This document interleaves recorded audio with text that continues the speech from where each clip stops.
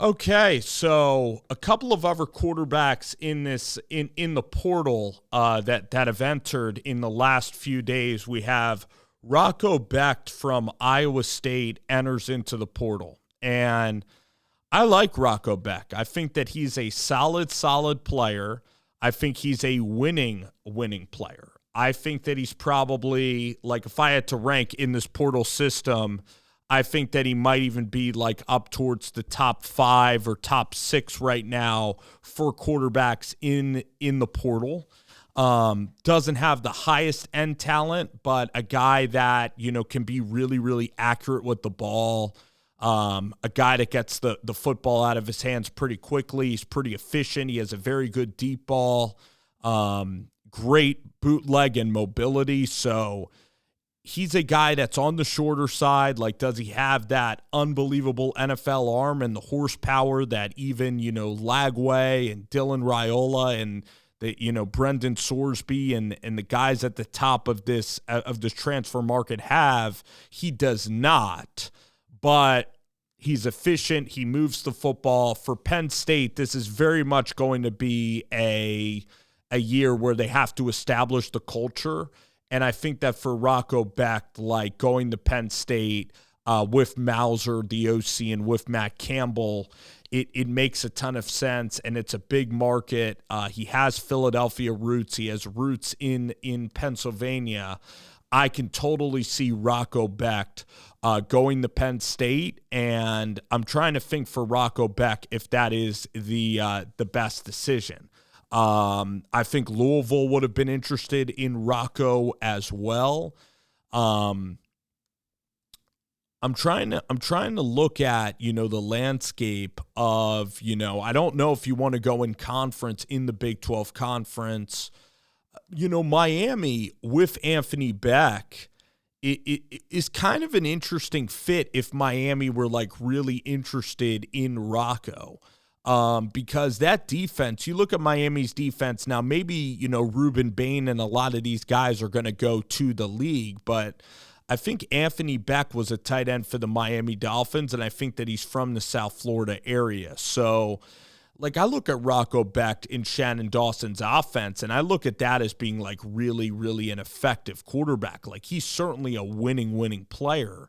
A guy who's probably not going to throw too many interceptions, a guy who takes care of the football, and a guy that's very accurate. Like, I think he has a higher floor than even Avery Johnson. I think he has one of the higher floors in, college football. Like, I think that he's an accurate, like, pretty solid, good player.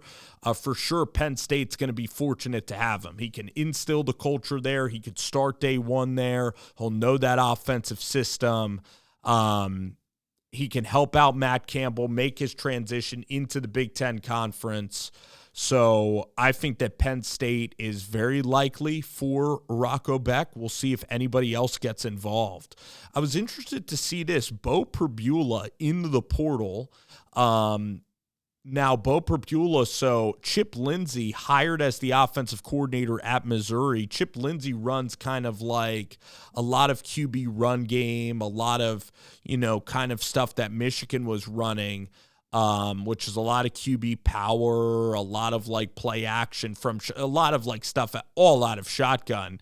And they're probably going to be running some stretch zone, some pistol action for sure.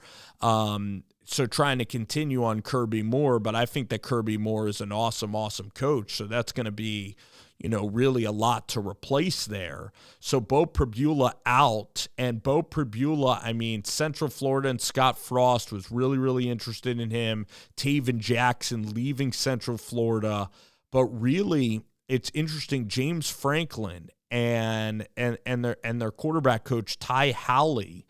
They're very interested in Beau Pribula in Blacksburg at Virginia Tech, and they're putting more money in the football at Virginia Tech. Would be a very interesting fit for Beau. However, I think that the fit in Florida Gators in UF's offense is also tremendous. So unless you get a great deal from Virginia Tech, like, you could still play high-level SEC football. Last year was his first year playing high-level SEC ball. he really had a productive year. He put Missouri in a really good situation to win a lot of games. Of course, had that leg injury towards the end of the year. This is a good player. This is a tough football player. And he should be getting high-end, recruiting. I think that when you look at him, he is kind of comparable to your Rocco Becht. Like, he's easily in the top 10 of transfer quarterbacks. And with his mobility, that's even better than Rocco Becht. And with some SEC experience, this is somebody that, even these new coaches in the SEC, whether it be at Arkansas and Ryan Silverfield, even in Auburn, would be interested in an experienced player, maybe like Beau Pribula. I think his market will even be more enhanced than that of Rocco Becht. But maybe it just goes chalk, and Rocco Becht goes with Matt Campbell to State College, and then maybe Beau Pribula ends up going to Virginia Tech. Had an interesting question the other day to kind of wrap up this, transfer portal segment. It was to rate these quarterbacks, Josh Hoover, Becht, John Mateer, okay? So those three guys, and then you can maybe even put Beau Pribula in that mix, and it's very tough. I mean, I think that right now all of these quarterbacks are safer than even John Mateer. I think John Mateer is just smaller, throws from a weird, platform, a weird throwing motion. So Beau Pribula might even be safer now. Both of them are injury prone. Rocco Becht might be the safest. He has the highest floor. Josh Hoover has a decently high floor as well. John Mateer offers you kind of the playmaking abilities. So out of that mix of guys, it's so close. I might go Josh Hoover. Then I'm actually going to go, and we're talking about next year only. It's tough between Becht and Beau Pribula. But John Mateer to me is okay. But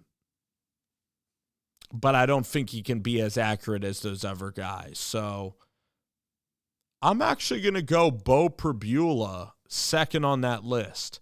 I'll go Hoover, Perbula, Becht, then later John Mateer. Let me know what you guys think about that ranking. Maybe I have Mateer too low. What do you guys think about the portal market? I can't wait for it to open in January. I mean, it's going to be a fascinating time in college football with all of this movement from all of these, different quarterbacks and what can be the scheme fit for all of these guys. And I wonder, right now they are kind of probably talking to some teams. I'm sure that's going on. There's no official visits until January 2nd.